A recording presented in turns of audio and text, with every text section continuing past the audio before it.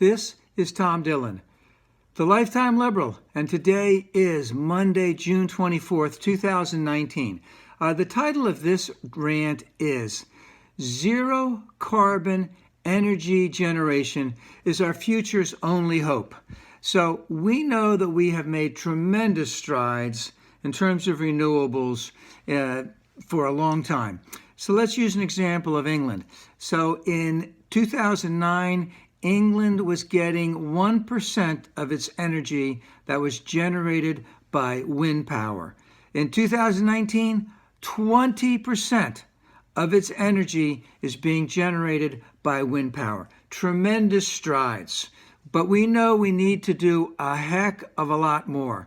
We also know that India, China, and Europe in general have made tremendous strides in reducing their carbon footprint. We know that we cannot have a sustainable future based on our current levels of CO2 as they continue to increase. And we know that those CO2 levels are unsustainable.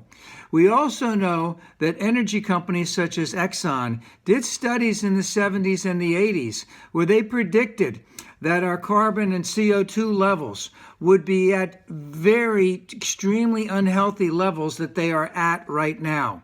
And we must make every attempt to reduce our carbon footprint as fast as we possibly can.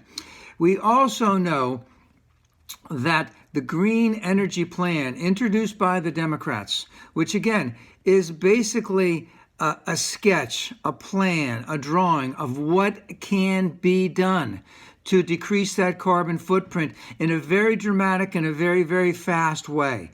And if we look at that as let's say, an investment in our future, and an investment in our children and our grandchildren and future generations, an investment for clean water, clean air, clean soil, that this polls at 59%, meaning almost 6 in 10 Americans want us to now dramatically try to make sincere attempts to decrease that carbon footprint.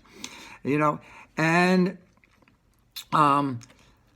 we know also that since this guy has been elected, that our air quality has gone down in the last 2 years. Why? Because polluters in this country are mostly owned by Republicans, by energy companies that do the most pollution, and they know that they can get away with it. And, this is my question to my sisters and brothers on the conservative side. We know how to measure this stuff. We've been measuring this stuff for years. We've gone back millions of years because we have accurate levels of what the CO2 levels are. We know that based on what we're measuring, what it will be like in the future. We know the consequences of that in terms of cancer deaths, in terms of asthma and things like that. So we know how to measure it. We have the technology now that is capable to dramatically reducing that carbon footprint. The thing is, here in the United States, do we have the political will? And the reason is, as I said, Exxon made these studies, and what did they do? They suppressed these studies, and they basically went out and bought mostly Republicans to deny that this was going on so that they can continue to pollute the planet strictly for financial gain. And again, the question for my sisters and brothers on the conservative side, we have the capability. We know what's going to happen. We can make dramatic changes to it. We have to have the political will. And this problem will be addressed. And if not by us, it will be addressed by future generations because it has to be addressed. We can make tremendous strides now. It will be much more difficult in the future to make those strides. We are on the cusp of losing this planet.